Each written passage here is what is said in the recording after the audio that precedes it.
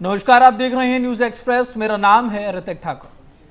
उत्तर प्रदेश के विधानसभा चुनाव अब नजदीक, लगातार उत्तर प्रदेश का चुनाव आ रहा है। 2027 में चुनाव है, लेकिन इस चुनाव को सिर्फ उत्तर प्रदेश के हिसाब से नहीं देखा जा रहा।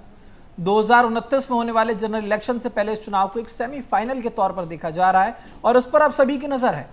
तमाम जो पार्टियां हैं वो पूरे दमखम के साथ मैदान में उतरे और इसी बीच AIMIM के जो प्रमुख हैं असदुद्दीन ओवैसी, वो एक जनसभा में साफ साफ कहते हुए नजर आए अखिलेश यादव को कि हमारे साथ हाथ मिला लो वरना बाद में रोते रह जाओगे। पहले मैं आपको वो बयान सुना देता हूं, उसके बाद आगे बढ़ेंगे। हम किसी धर्म के खिलाफ थे ना कभी रहेंगे इंशाअल्लाह ताला। हमारी लड़ाई किसी धर्म के खिलाफ ना थी ना रहेगी। हमारी लड़ाई हमारी इज्जत की लड़ाई है। हमारी लड़ाई हमारे हुकूक की लड़ाई है। हमारी लड़ाई इंसाफ की लड़ाई है। हमारी लड़ाई हिस्सेदारी की लड़ाई है। अब हम दरी नहीं बिछाकर नीचे नहीं बैठना चाहते, अब हम बराबरी चाहते हैं। अगर कुर्सी होगी, अखिलेश बैठेगा कुर्सी के सामने, तो वैसी उस कुर्सी के सामने पैर पे पैर डालकर बैठकर हक की बात और इंसाफ की बात करेगा। सुन लो, मैं पहले भी कह चुका हूं और आज भी कह रहा हूं, मजलिस नहीं चाहती कि दोबारा भाजपा की सरकार बने उत्तर प्रदेश में। मैं हाथ मिलाने को तैयार हूं, मैं अलायंस करने को तैयार हूं। आज वक्त है, बात कर लो, बाद में रोना नहीं। चुनाव खत्म होने के बाद हम नहीं चाहते कि बीजेपी दोबारा सत्ता में आए।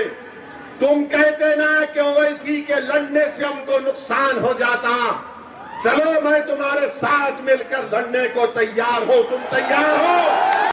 तो इस बयान से आपको ये तो जरूर समझ में आ रहा होगा कि जिस ओवैसी की पार्टी को बीजेपी का टीम भी बता दिया जाता है, तमाम अलग अलग तरीके के आरोप लगते हैं, उनका साफ कहना है कि अगर इच्छा है तो हमारे साथ मिलकर चुनाव लड़ लो। क्योंकि यही ओवैसी हैं जिन्होंने बिहार में आरजेडी को भी ऑफर दिया था कि हमारे साथ चुनाव लड़ो, लेकिन बावजूद उसके आरजेडी ने हाथ नहीं मिलाया। अपनी 5 सीटों को संभाल के ओवैसी की जो पार्टी है वो आगे बढ़ गई। अब इसी पर आज चर्चा करेंगे विस्तार से। मेरे साथ पूजा जैन, वरिष्ठ पत्रकार, जुड़ी हैं। बहुत स्वागत है आपका न्यूज एक्सप्रेस पर।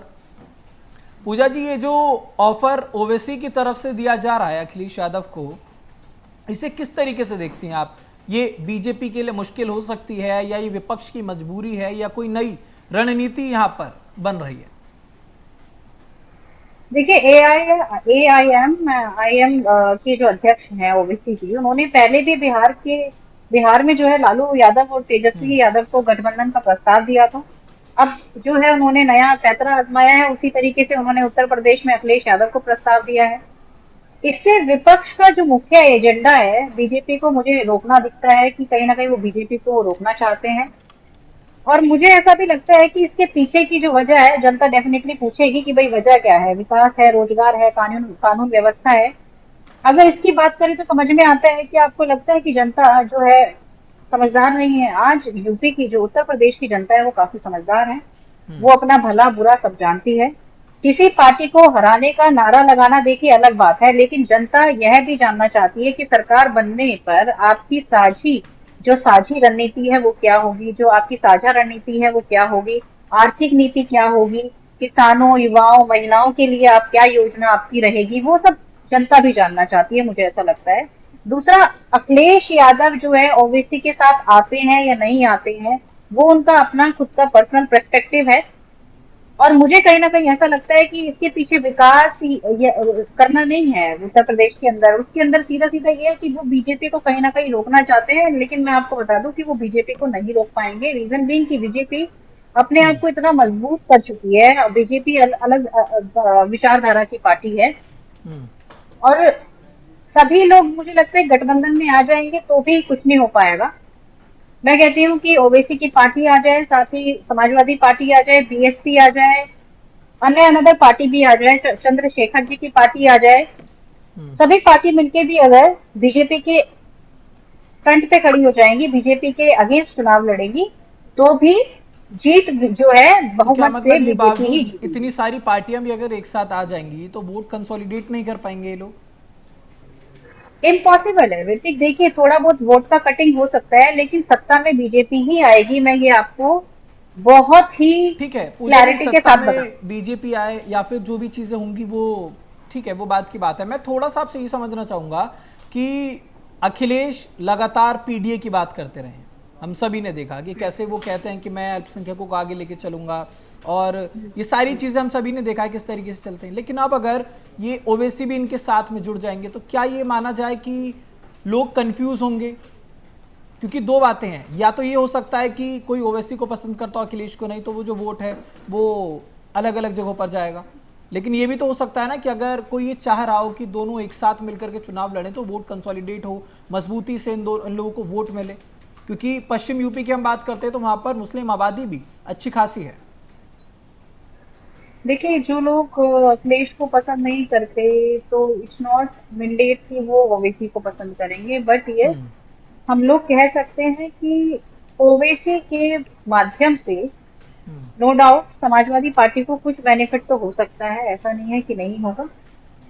मैंने जैसे आपको पहले भी बताया, ये अखिलेश यादव का खुद का अपना पर्सपेक्टिव है, वो किस तरीके से इन सब चीजों को आगे कॉन्सुलेट करते हैं, किस तरीके से इन सब चीजों को लेते हैं।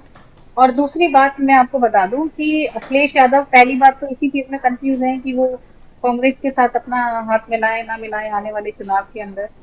तो अभी क्लैरिटी नहीं है कि हम्म। अखिलेश यादव किसको साथ में लेकर के चलेंगे, किसको साथ में लेकर नहीं चलेंगे। अखिलेश यादव के अंदर थोड़ा सा एक ये है कि जब लास्ट मोमेंट पे, जब इलेक्शन जब नजदीक आते हैं, तब वो चीजों का डिसाइड करते हैं कि मुझे क्या करना है और क्या नहीं करना है। 11th आवर इसीलिए में। मुझे लगता है कहीं ना कहीं, हाँ, इसीलिए मुझे लगता है कि वो कहीं ना कहीं मात खा जाते हैं। तो थोड़ा सा ये हमें देखने की जरूरत है। मैंने जैसे आपको पहले ही बताया कि इट्स नॉट मैंडेट कि अगर ओवैसी के साथ में ठीक है, जुड़ ये तो जाएंगे तो अखिलेश समझ यादव गया ही के कि रक्षक बन होता है जाएंगे। कई बार ऐसा कि लोगों की जो पसंद होती है वो होती है।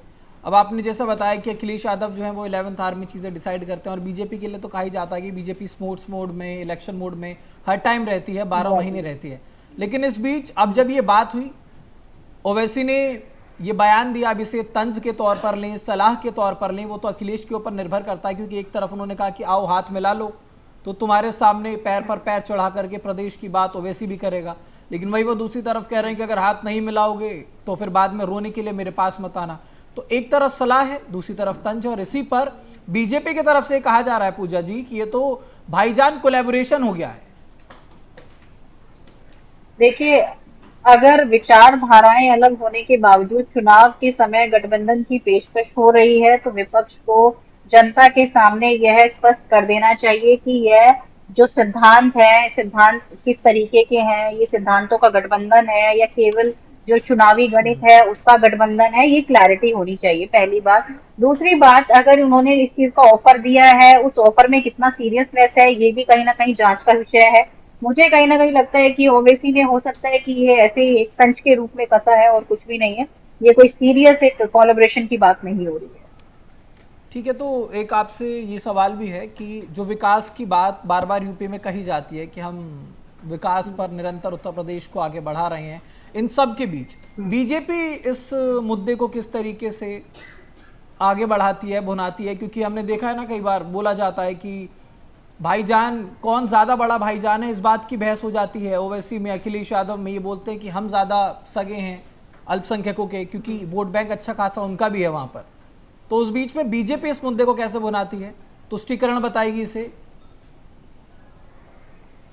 देखिए, अगर विकास की बात करते हैं तो हम्म। आप भी जानते हैं यूपी में इतने टाइम से बीजेपी है, और बीजेपी ने नो डाउट काफी कुछ किया है जनता के लिए।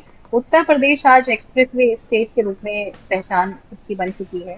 पहले निवेशक यूपी आने से हिचकते थे, आज सरकार निवेश जो है करवाने में, आकर्षित करने का दावा कर रही है। और आप भी जानते हैं, ग्रेटर नोएडा में जो है, कोई ग्रेटर नोएडा में आता नहीं था, जेवर एयरपोर्ट की तरफ कोई देखता नहीं था। हम्म। और हमने इतने साल में देखा कि जेवर एयरपोर्ट से लेकर के, ग्रेटर नोएडा से लेकर के सभी लोग जो है निवेशक अब आने लगे हैं। कानून व्यवस्था बहुत अच्छी हुई है, इंफ्रास्ट्रक्चर बहुत अच्छा हुआ है। मुझे ऐसा लगता है कि समाजवादी पार्टी के कंपैरेटिवली अगर हम बात करें बीजेपी के शासन में, बीजेपी के शासनकाल में काफी चीजें अच्छी हुई हैं। जनता केवल गठबंधन नहीं, सड़क, बिजली, रोजगार और सुरक्षा जैसे मुद्दों पर वोट करती है। यूपी की जनता काफी कुछ अब समझ चुकी है। वहीं हम हाईवे की बात करें तो अयोध्या के अंदर, कुशीनगर के अंदर जेवर के अंदर नोएडा इंटरनेशनल एयरपोर्ट जैसी जो परियोजनाएं हैं, इन पे काम किया है बीजेपी ने। वहीं धार्मिक अगर स्थल की बात करें तो अयोध्या में राम मंदिर से बहुत बड़ा, मतलब बहुत बड़ा मुद्दा है राम मंदिर वाला, जो उन्होंने उसको सॉर्ट आउट किया है, राम मंदिर बनवाया है। काशी विश्वनाथ धाम क्षेत्र का विकास किया है। प्रयागराज महाकुंभ की तैयारियों से लेके हर एक ढांचे को सुधारने की कोशिश की है। अब आप बात करें कानून की, तो आप भी जानते हैं कि कानून पहले क्या था और आज क्या कानून है। पहले टाइम में 2 बजे दिन के महिलाएं निकलने में खुरेश करती थी यूपी के अंदर, आज रात के 2 बजे भी निकलने में कोई परेशानी नहीं है। इंफ्रास्ट्रक्चर की अगर बात करें तो कई मेडिकल कॉलेजेस और सड़कें यहाँ पे बनवाई गई हैं। तो ठीक है। रीगा पत्रकार, मैं यही कहूंगी कि आज बहुत बेहतर है पहले के कंपैरेटिवली। पहले जो टाइम था, जब समाजवादी पार्टी का टाइम था, जब बीएसपी का टाइम था, तो शायद हम जैसी महिलाएं जो पत्रकारिता जगत में इन्वॉल्व हैं, उनको भी डर लगता था। वो भी दिन में निकलते वक्त भी डरती थी। आज हम रात को 2 बजे भी निकलते हैं तो बहुत सेफ फील करते हैं। तो वैसे यही यही यूपी का विकास है, इससे ठीक ज्यादा है। कुछ नहीं कहा जा ठीक है। सकता। तो यूपी की हम बात कर रहे हैं और यूपी में जब भी विधानसभा चुनाव हुए हैं तो गठबंधन कोई नई बात नहीं है, और इस बार तो खुलकर ओवैसी ने अखिलेश यादव को ही संदेश दे दिया है। लेकिन अब सवाल यही है कि ये जो फ्रेंड रिक्वेस्ट ओवैसी की तरफ से अखिलेश यादव को भेजी गई है, इसको वो पेंडिंग में डालते हैं, एक्सेप्ट करते हैं, क्या करते हैं, वो देखने वाली बात होगी। तो जो भी अपडेट होगा आप तक लगातार पहुंचाएंगे। फिलहाल इस खबर पे आपकी क्या राय है हमें कमेंट बॉक्स में जरूर बताइएगा। देश दुनिया से जुड़ी तमाम खबरों के लिए देखते रहिए न्यूज़ एक्सप्रेस।